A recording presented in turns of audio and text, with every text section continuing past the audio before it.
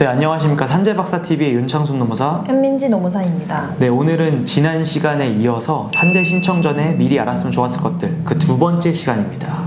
네, 지난 시간에서 살펴봤던 어떤 요양기간은 사실 이제 그 휴업급여와 좀 긴밀히 연관되어 있는 요소이고, 오늘 살펴본 평균임금은 휴업급여, 장애급여 여기에 이제 두루두루 영향을 미치는 매우 중요한 요인이라고 할 수 있습니다. 네, 그러면은 먼저 평균임금이 무엇인지를 아는 게 제일 중요할 것 같은데요. 네. 평균임금은 기본적으로 산정사유 발생일 이전 3개월 동안 월급을 어떻게 받으셨는지가 중요합니다. 대부분 이제 재해자 선생님들이랑 얘기를 하다 보면 이 평균임금이 사실 처음에 이렇게 중요한지는 잘 모르세요. 평균임금 자체를 이제 공단에서 알아서 최대한 잘 산정해 주는 거라고 당연히 여기시는 분들이 있는데, 사실 그렇지만은 않습니다. 내 평균임금이 얼마로 지금 측정됐는지 무조건 확인 한번 해보셔야 되고, 내가 실제로 받는 금액보다 좀 과소평가된 것 같다 싶으시면 정정 신청을 하셔야 되는 경우도 생길 수 있겠습니다. 그러면은 저희가 다루는 산재에서는 재해 발생일이 가장 중요할 수 있죠. 근데 업무상 질병의 경우 이 재해 발생일이라는 게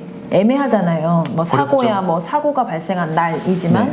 업무상 질병의 경우 이게 우리가 흔히 상병 상태를 확인한 날, 네. 이렇게 정의하곤 하는데, 이 상병 상태를 확인한 날이 뭐 다른 건 아니고 MRI 등과 같은 어떤 영상을 통해 가지고 본인의 어떤 상태를 적극적으로 확인한 날인 네. 거거든요. 확정 진단을 받은 날, 이렇게 이해하시면 될 것 같은데, 사실 뭐 MRI 촬영 한번 촬영하고 수술 바로 들어가고 이런 경우가 거의 없어요. 없죠. 몸이 아프니까 병원을 가서 한번 상태를 찍어 보시고 주사 치료도 이렇게 보존적 치료를 계속 하시다가 못 견뎌가지고 그 이후에 수술을 진행하시는 경우가 대부분이거든요. 네, 저희가 다루고 있는 많은 업무상 질병의 경우에도 오랫동안 일하다가 뭐 무릎이나 허리가 안 좋으셔서 수술하는 경우가 많잖아요. 그래서 그러면은 병원을 당연히 여러 군데 다니시다가 치료도 여기저기서 받으시다가 수술하는 경우가 많아서 이 재해일자를 어떻게 딱 특정을 해서 우리한테 유리하게 정해서 진행하는 게 되게 중요한 문제인 것 같아요. 대표적인 케이스가 이런 거예요. 아프지만 일을 하다가 몸이 이제 점점 아파지니까 이제 일을 하는 날을 좀 줄여 나가게 되잖아요. 일용직 그렇죠. 근로자분들 같은 경우에는 네. 상용직 근로자와 거의 준하게 매일 한 달에 한 20일씩 이상을 일하시는 일용직 근로자분들 같은 경우에는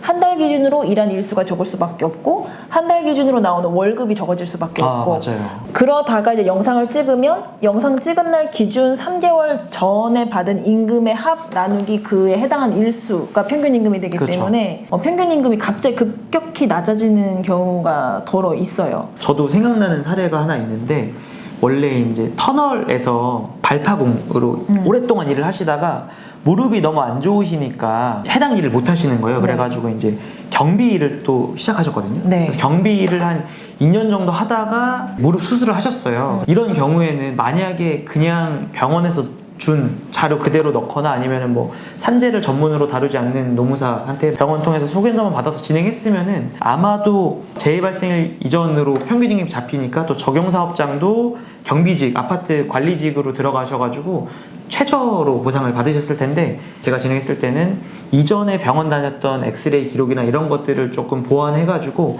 재해 발생일 자체를 앞으로 당겼어요. 예. 수술은 2022년에 했지만 재해 발생일은 3년 전이다 이렇게 주장을 해가지고 적용사업장도 이제 일용직으로 하셨던 거기로 해서 승인도 다행히 잘 되시고 평균임금이 2배 이상 차이가 나죠. 그래서 훨씬 더 잘 진행된 사례도 있고 그렇습니다. 재해 발생일이라는 게 되게 추상적인 거예요. 그러니까 상병 상태를 내가 확인한 날을 말을 하는 거기 때문에, 내가 뭐 CT든 엑스레이든 MRI든 뭐 여러 차례 찍었다라고 하면은 그 중에 하루를 이제 재해 발생일로 저희가 뭐 잡아서 주장할 수 있는 부분이 있으니까, 이런 부분은 사실 이제 노무사분들과 이제 상담을 통해 가지고 최적의 재해일자가 무엇인지 고민하는 게 분명 필요할 것 같아요. 네, 맞습니다. 그래서 저도 이제 가끔 이제 재해자 선생님들 만나다 보면 어차피 병원에서 산재 처리해주는 담당자가 따로 있는데 굳이 이제 노무사 선임해가지고 사건을 진행할 필요성을 못 느끼겠다, 이렇게 얘기를 하시는 분들이 많아요. 근데 그런 얘기를 듣다 보면 사실 이 업을 하는 입장에서 굉장히 서운한데, 근데 이렇게 이제 사건 뒤에서 단순히 이제 승인뿐만 아니라 그